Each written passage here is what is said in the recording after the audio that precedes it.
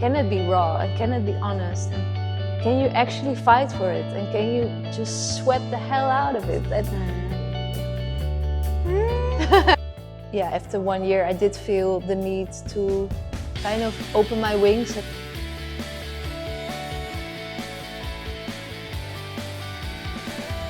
Hello and welcome. Dzień dobry i dobry wieczór.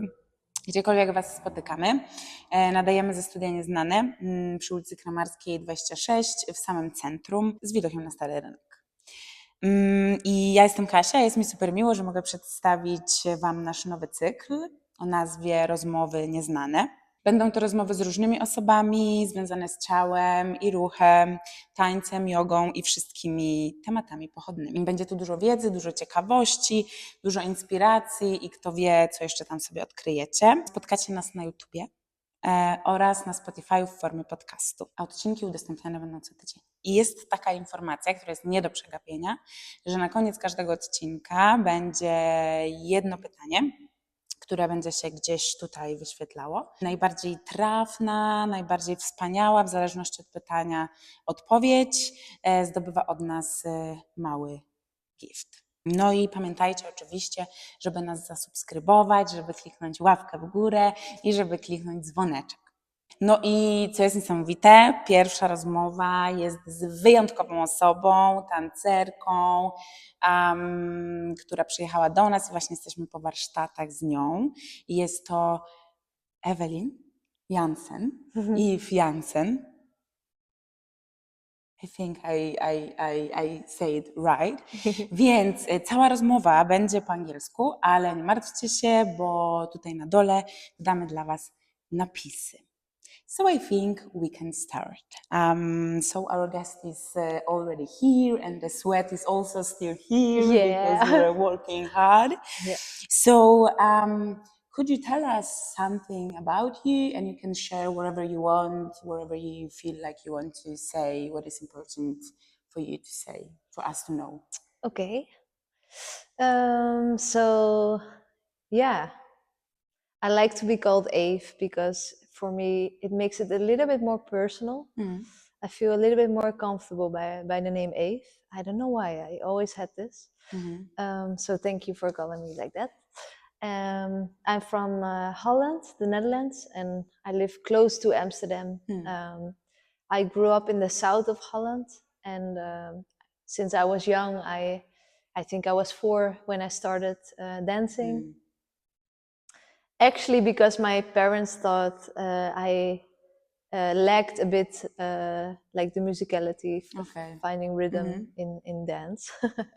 So yeah, that's why I started. So it worked out because now your musicality is super amazing. Yeah, I guess you can actually really grow in something.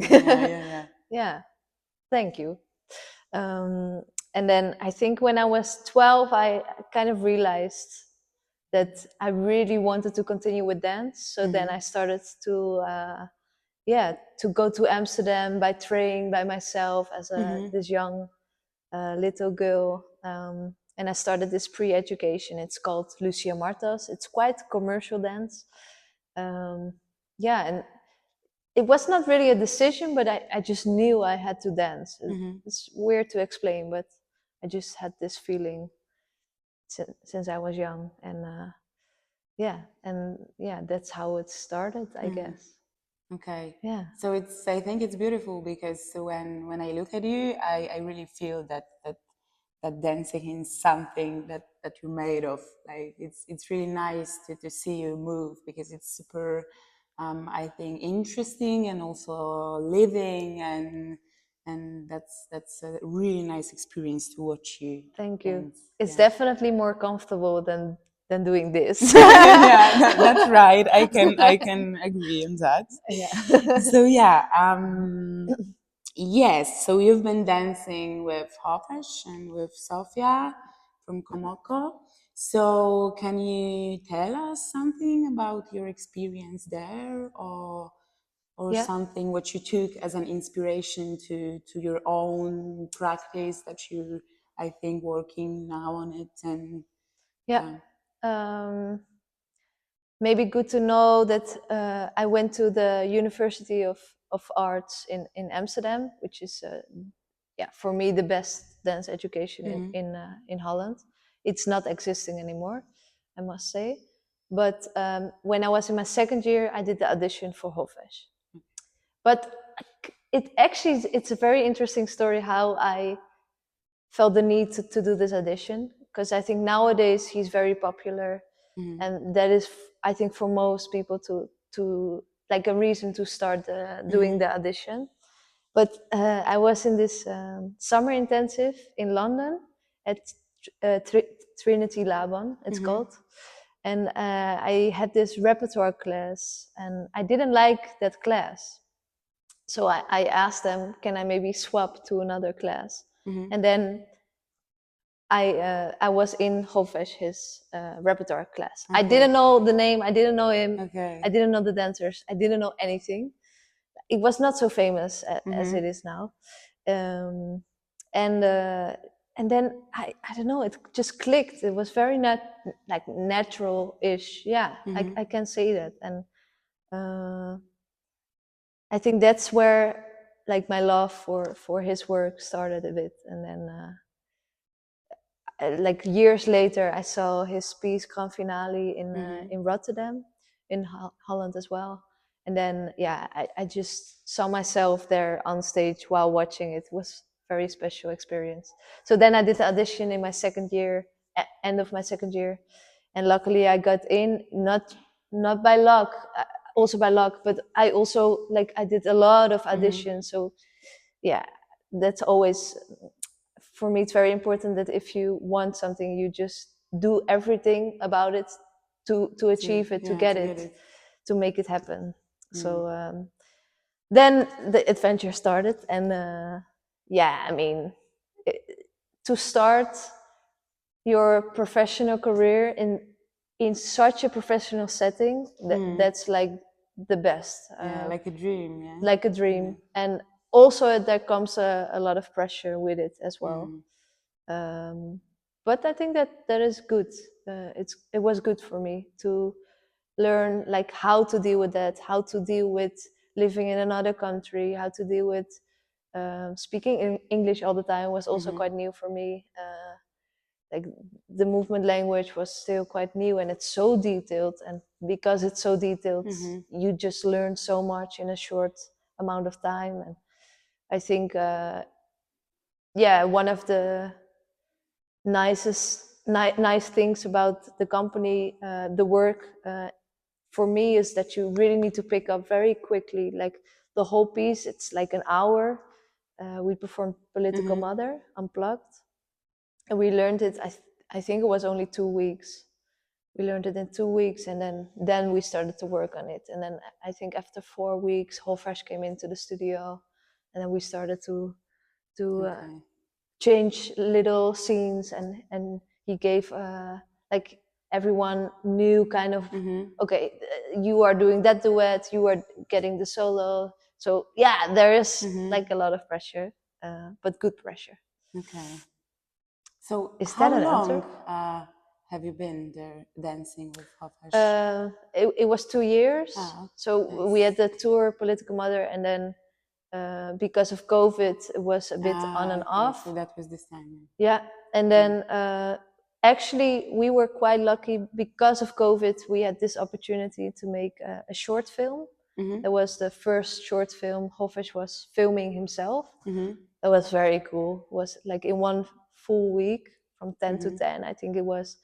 We filmed this short film, and it's still out there. Wow, that was amazing. And next to that, a few of us were allowed to be in this cinema movie, Encore, this French cinema movie by Cédric Clapiche. And I was one of them, which was very cool. With the thing about the girl, the dance, exactly, the dancer who got injured, and then she was a ballet dancer. So we saw it. Yeah. Oh, you saw it? Oh, I'm in the movie. Nice, amazing. Yeah, it was. And then it's quite normal that after a year you leave because it's more of an opportunity for young dancers rather than, okay, everyone stays. It's not really about that. Sometimes it happens that dancers can stay, but for us it was quite clear, okay, for us it was not 1 year but 2 years because of COVID, and then we had to leave. So I was already kind of thinking like what to do next, and then I did the audition for Humanhood. I got in, so I left a little bit earlier than the other dancers with Hofesh. And then, I figured that not every company is right for me. And that's what I learned working with this company. And I think that's good. You are not only auditioning for a certain company, but they are also auditioning for you. So you mean the Humanhood was something that is not for you, right? Exactly. Yeah. So after 6 weeks, I left there, and I think it was the right decision, also for them, but especially for me. And then I did the audition for KOMOCO, Sofii Nappi, and that was super fun audition also. And I was again the lucky one to be in there, which was quite insane. The lucky and super talented. So Thank you. Yeah, and I mean, to work with Sofia, it's super nice, and she has very good vibes, and it really felt like a little family, and it felt really good. After 1 year, I did feel the need to kind of open my wings and just I felt the need to take a little bit more risk, and I felt that it was a little bit in the same environment, like the situation, like movement wise, it was a little bit what I already know. Not that I can learn so much of her and the company and in the movement, but I felt like I wanted to step out of the box a bit and to just jump in a big open field. So that's how you became a freelancer? Yeah.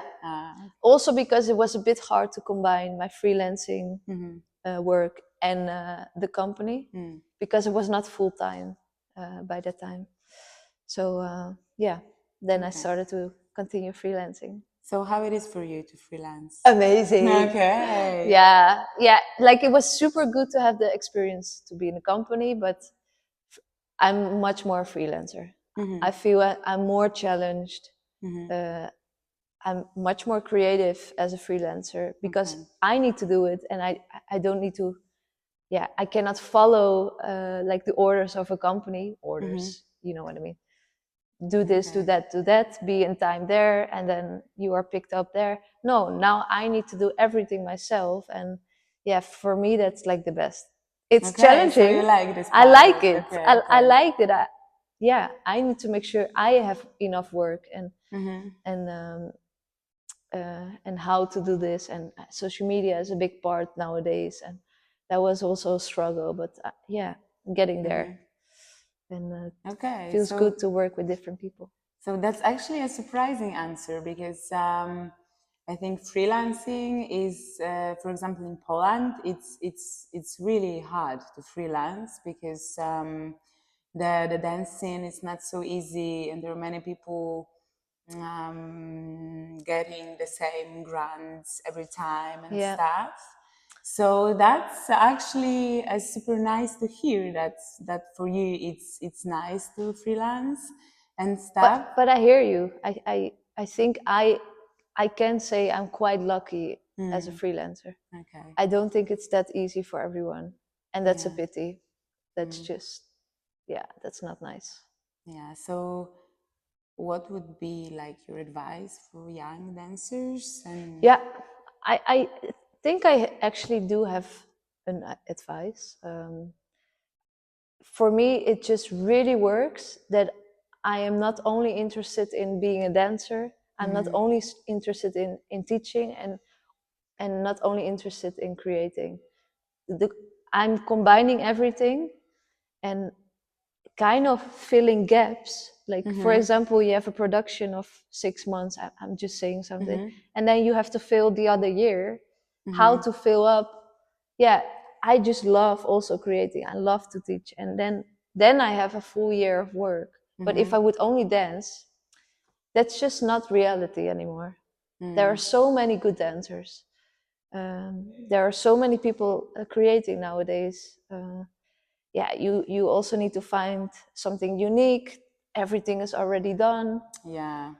So that's a struggle. Yeah. For me, it's really trying to do a bit of everything. And for me, also, it helps.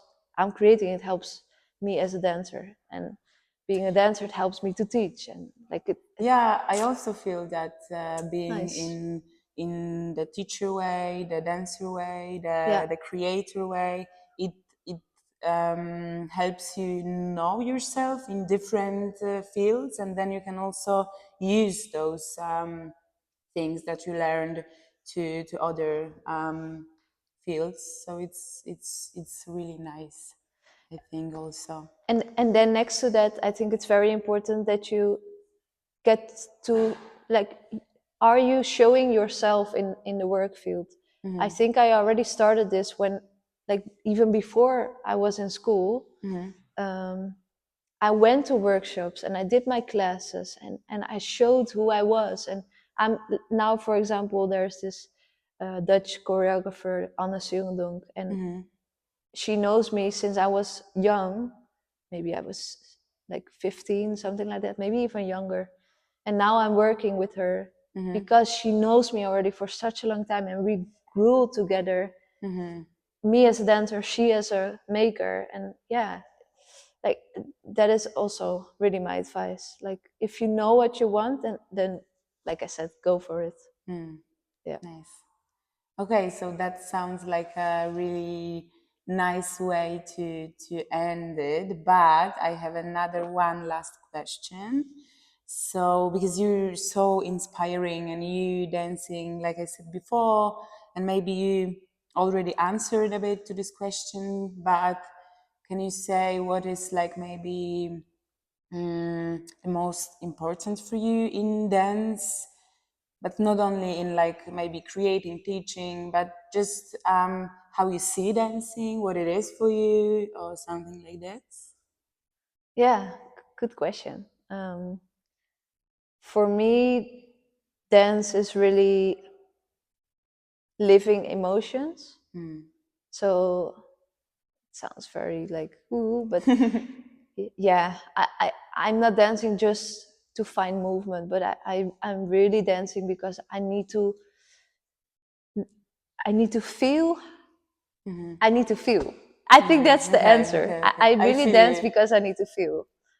And that's why I'm living the dance.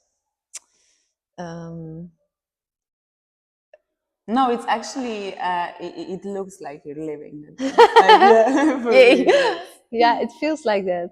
Yeah. Yeah, I'm much more comfortable when I'm moving, and maybe that's also because I'm really in the present moment when I move.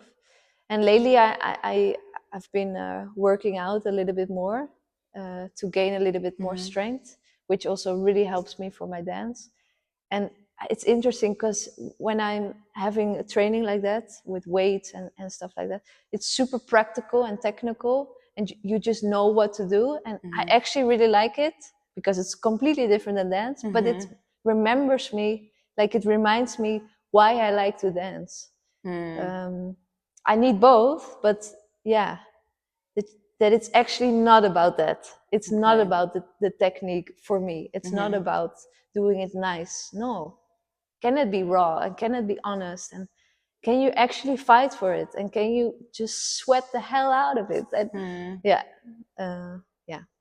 Yeah, so this is exactly what I felt today during the workshop. Nice. So Good. so that's really, really amazing. And if you want to say something more to end up, you can do it now. Or I think we have a beautiful story, how you started, how it was for you to dance in companies, how it was for you to freelance, how it is for you to freelance.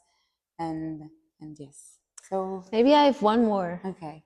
I think what also really helped me to achieve dreams I already achieved, and there are still many I want to achieve, but that I really believe in that I can make it happen because I can see myself there, and even though I don't believe it yet, I make sure I will believe it step by step, day by day. Like I use 1 full year to tell myself every night, like, yeah, I actually, like, literally manifesting the thing that is super popular nowadays. But I literally did that unconsciously. I told myself before I went to sleep, like, I really see myself there. And then you start to believe it. And then you also show it in an audition. I think that's the most important thing, that you know who you are and you believe in yourself, because otherwise people won't believe you. Yeah, So that's true. Yeah. Okay, that was, I think, super nice ending. And thanks for thank this. you for the conversation, for sharing all the deep thoughts also you had. And yes, thank you. Thank you. And no i tak. Jest to koniec naszej rozmowy. Pamiętajcie o naszym pytaniu, które pojawi się tu. I pamiętajcie, żeby obserwować nas na Instagramie, Facebooku oraz żeby zaglądać na naszą stronę internetową. Dziękujemy bardzo, kochamy Was, jesteście najlepsi, najlepsze. Super! Yay! Oh my God! You did that! I was like sitting like